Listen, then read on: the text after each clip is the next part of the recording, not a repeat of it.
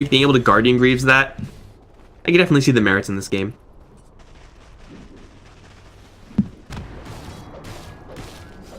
Very fun and interactive game so far. I don't really know why I'm complaining about that. I mean, there's been quite a few kills. Just everyone seems like they're getting kills, but they're just empty kills. Like, yeah, we killed your dude. Now let's go back and farm. I feel like that's been pretty much every single kill so far. All these tier 2s are alive, and except for this bottom tier 2, like, they're in pretty good shape. No one's really getting any kills close enough to make anything happen with it. They're gonna push this wave in and kind of bait someone to defend. And then that same boy at least is in the area. They see the Tusk come in as well. Not really sure if they want to go in on this. There are no sentries here for the Radiant, but going for a Tusk is a really, really difficult call. Can't insta-gib him. He'll just snowball, and suddenly you're standing there looking like an idiot while he's chilling in his snowball. They're gonna go in. Febby, wind running in. Shackle angle is there onto the Bloodseeker. Once again, the stuns are layered, however. They do isolate Nushim as he rolls down to the bottom side.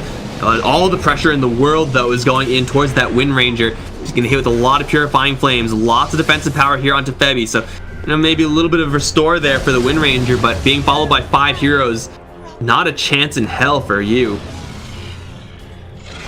They make that play knowing that there is no chance that the Storm Spirit's going to be joining.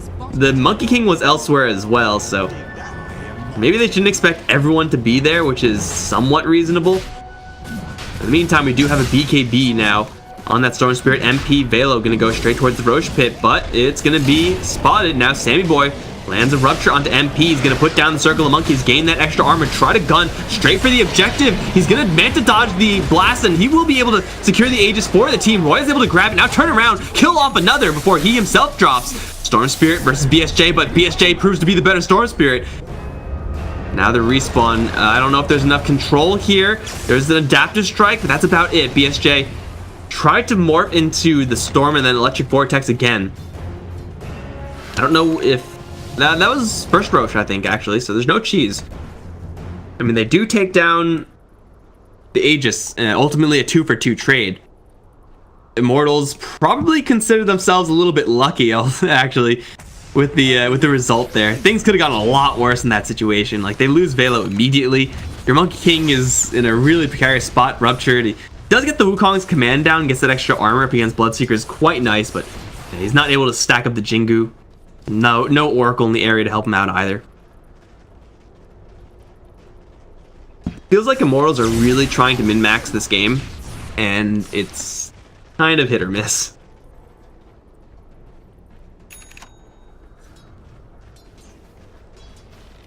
What's that Kyle line? That's playing to win, baby? I think so. I think that's it. Roy does get out of there. Looking at the Storm Spirit now, he is getting pretty darn terrifying. Bloodseeker, I feel like should have another item by now. BKB is going to be his next. Level-wise, he's doing alright for himself, but it's really the Nature's Prophet. Orchid Nullifier combo that's going to be a threat. Want to get rid of that, man? You need yourself a disc. Pretty much disc or bust. Or just, you know, have a BKB and dodge the Nullifier when it's midair. That still works too. The MP's gonna try to do. He was able to dodge the Ethereal Blade. I think it was the Ethereal Blade. Might have been an Adapt Strike. Similar looking projectiles in that earlier Roche fight, and that's what gave them enough gas to get the kill before he went down. But Storm Spirit does have the BKB of his own. 10 seconds? Yeah, 10 seconds still. Really has to be careful of that Nullifier, though. They see it coming also. And you see a Sacred Relic on a Nature's Prophet. It's probably just that one item.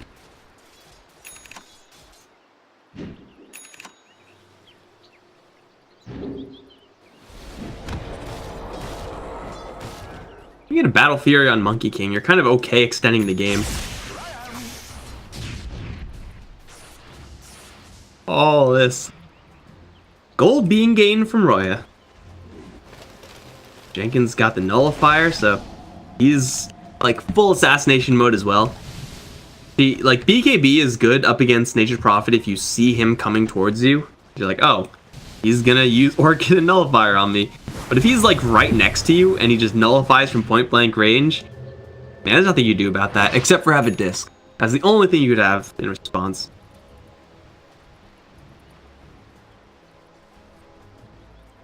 Is Nullifier purgeable? It is, right? I mean, obviously it is. But is it purgeable by, like, Necro? I think you could do that. Get a Helm of the Dominator and have a little creep there. I think you can do that.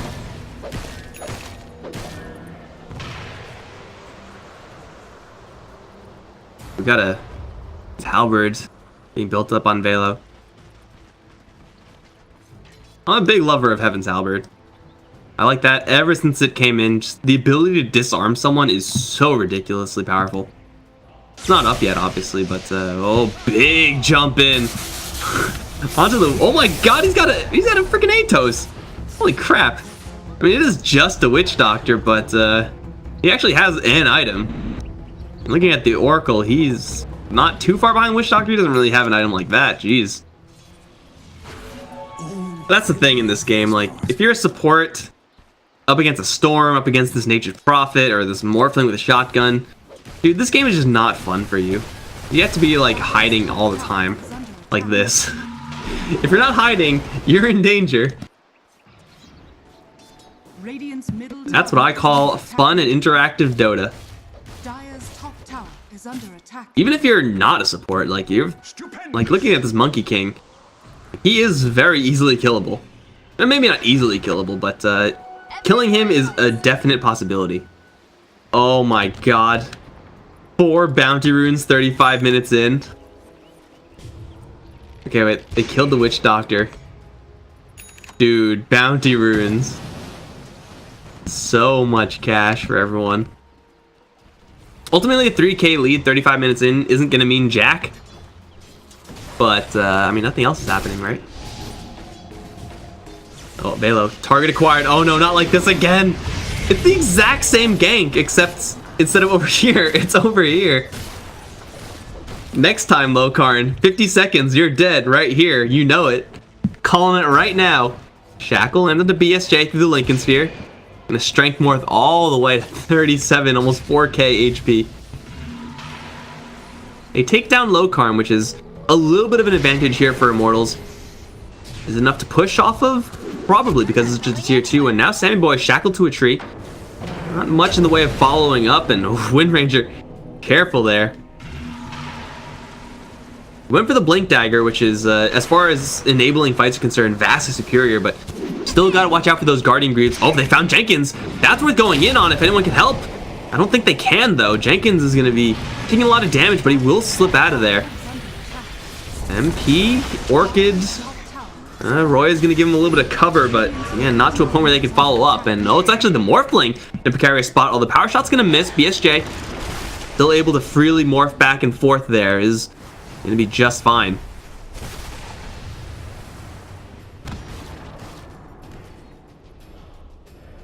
And now Lokarn's back. And Lokarn is going to defend this, and he's going to get sniped by Roya. Don't do it, dude. Okay, Jenkins, you're allowed to do it. You're safe in doing that. I think Lokarn may have learned his lesson. He's sitting in the base taunting.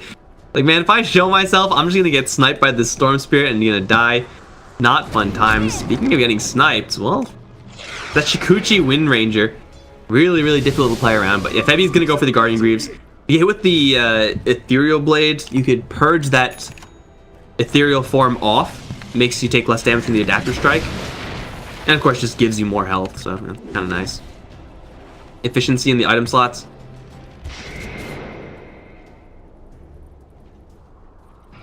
This is a game state that is pretty nice for Leviathan, actually. Immortals, they do have some mobility, quite a bit of clearing, but not to the degree of a Nature's Prophet. Oh, Lokarn, not again. Off to the top side, though. It's going to be Vale. He's going to hit with the False Promise. He should be able to survive.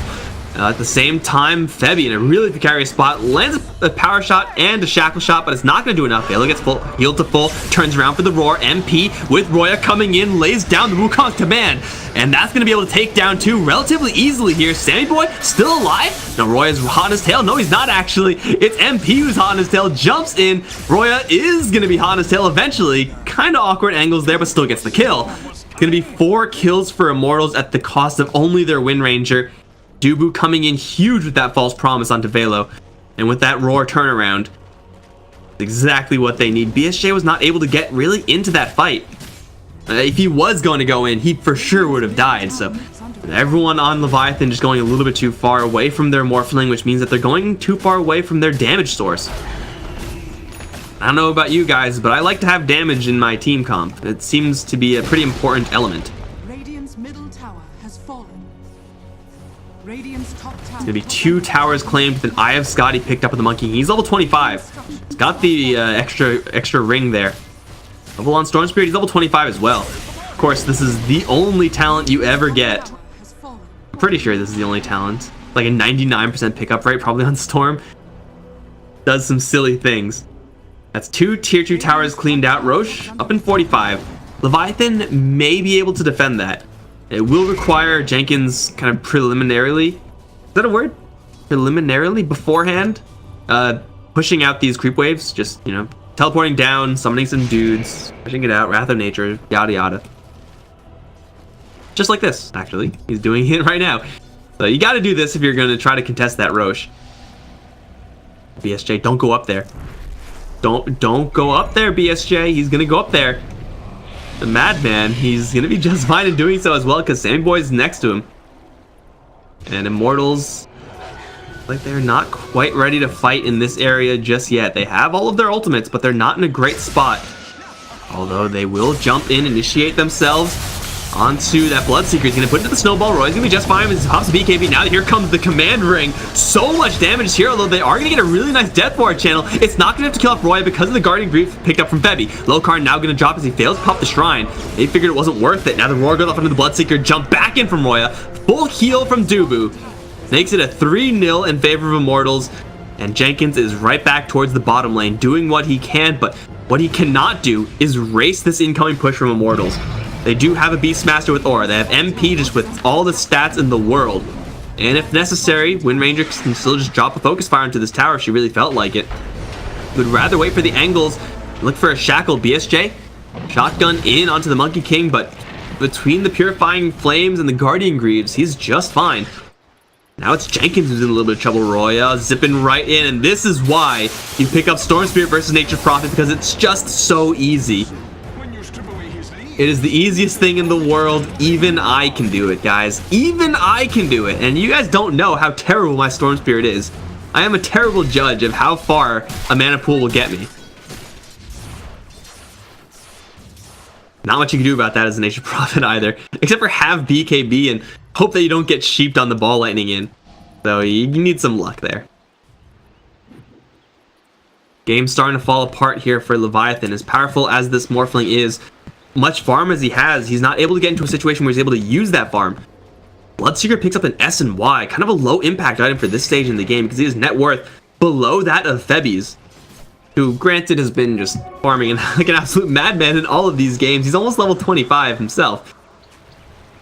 But this is not where you want your Bloodseeker to be. This game is entirely in the hands of BSJ, and I'm not really sure if that's a possibility. It's very feasible that for Immortals, the strat for dealing with BSJ is ignore him. Kill off everyone else with Roya and Monkey King, and then just kill, or just ignore the Morphling altogether, or just kill him afterwards, and you can do whatever you want at that point. Easy Aegis, easy cheese on the Storm and Monkey King. Febby just on the hunt. Storm Spirit, man, is damn near topped out. Don't need no boots when you have all this mana regen. We go for a Shiva's as well to replace the boots once the Aegis time's out. And of course, I mean, I'm talking a lot about Roya because he's very clearly making a splash whenever he initiates in.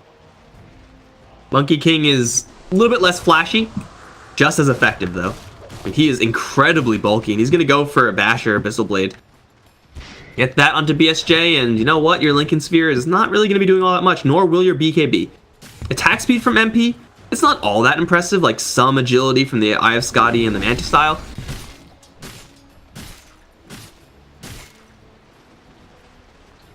Probably will be enough to land a handful of bashes. Not like you need a ton of bashes either. You're gonna be doing so much damage with the Jingu. Need like 1 or 2 bashes. Heavy, bled out, Force Staff out, TP out, dead. Well, the gem is still secured on the team, but yeah, Force Staffing after Rupture, that feels pretty bad. And MP, stay with the Snowball, needs that BKB. In fact, no, he doesn't. He's gonna turn around and just beat the hell out of Nusham. Puts up the wall, but it's not gonna do enough up against the length of the MKB. They have lost Velo, but Roy is still at full HP. Here comes the monkeys, and they're just gonna go to town. BSJ, he's gonna be able to morph back to his Morphling form and get out of there with the waveform. Big stick lands into the Witch Doctor, jumping from Roya, kind of low on the mana pool, but that's exactly what the Aegis is for. In fact, he gets saved by Dubu with False Promise. The heal's gonna pour in towards that Storm Spirit. Lots of damage going on to him. He does get hit with that Mute. Still with that Aegis, he's probably gonna die to this. That is his first life. BSJ has no more shotgun. Dubu, oh, they're just gonna jump right back in with Roy. He actually has another BKB to just go straight in towards Sammy Boy. Now looking at towards BSJ, who has no more defensive tools, although we know does have the self Ethereal Blade. They force the buyout onto Lokarn, and they will be able to back out Roya. Kind of banged up here, needs a little bit of time with Dubu to get back up to fit fight and shape. They still have the cheese on MP as well. Fight looking not terrible for Leviathan, but here battling up against a Storm Spirit with an Aegis, it can only go so well for you.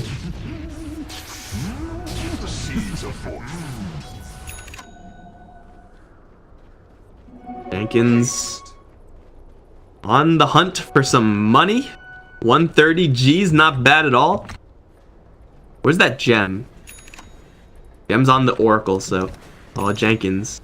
That's a haste rune, but there's an Abyssal Blade. Oh, Monka S. No, we can't see him. Jenkins is fine. Just teleport out, dude. Just leave. Okay. Yeah, you get caught by that Monkey King, you are super dead, man. Radiant's bottom shrine is under attack.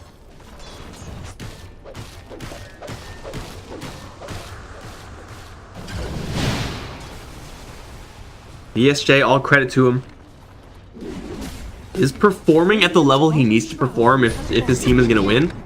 Shackled to a tree. Scary situation for the Morphling, if there was anyone else there. He's fine. Problem is, though, still this Bloodseeker is just completely irrelevant. And this Nature's Prophet, if he had, like, a relevant Bloodseeker, he would be able to be relevant as well.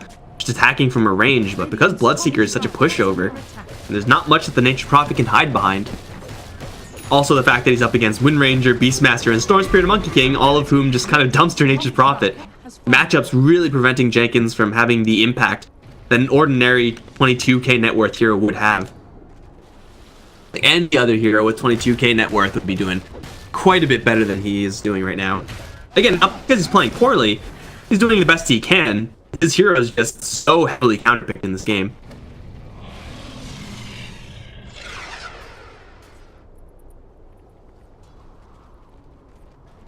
Mortals, they are gonna have to deal with this very annoying creep cutting from Jenkins. Real hard to actually catch up to him, although Roy probably can still do it if he wanted to. Zip around all over the place there. He's looking to take the first set of racks. 47 minutes in, first racks, yeah. BSJ with the Eye of Scotty now. Again, this Morphling is doing exactly what he needs to do. He's playing in such a way that is going to enable his team to win, but I'm not convinced that he can do it by himself. Oh, whoa, this is an Eye of Scotty here. Does anyone want to save the dog? Oh, he got it. He got it. Okay, that was close. That would have been really bad. If Immortals see that they snipe an Eye of Scotty, man, they're going in.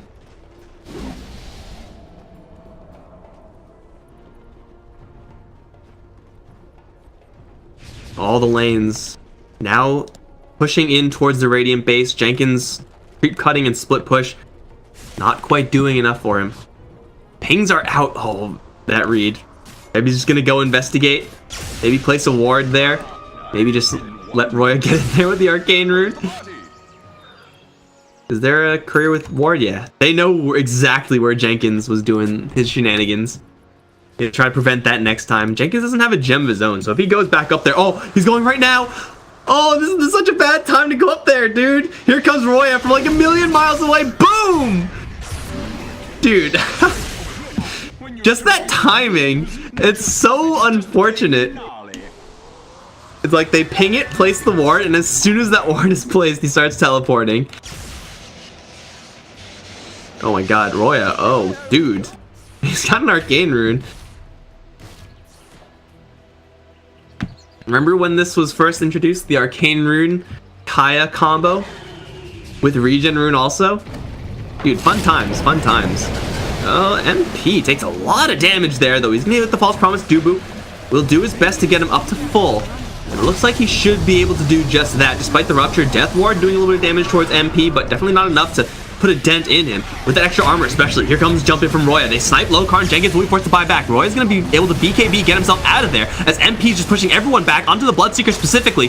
I don't know if they want to go for him. He's kind of ignorable. MP now fighting BSJ. BSJ putting up a hell of a fight, does get the kill, and is pretty well equipped to continue this fight onwards. Now going towards Vela. Roya just not doing enough damage to BSJ. Everyone else from Mortals, they have to retreat. Snowball in, and Storm Spirit will just kill himself. Bebby now on the run. The shards will miss Jenkins. Can't catch up to him because he doesn't have any true sight.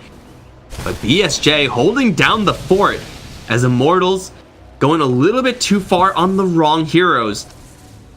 Well, enabling this Morphling just right click to his heart's content. At this point, I have Scotty Ethereal Blade. Yeah, he's hitting for 300 pop. You cannot afford to ignore this hero. You need to get the Monkey King on him with some backup.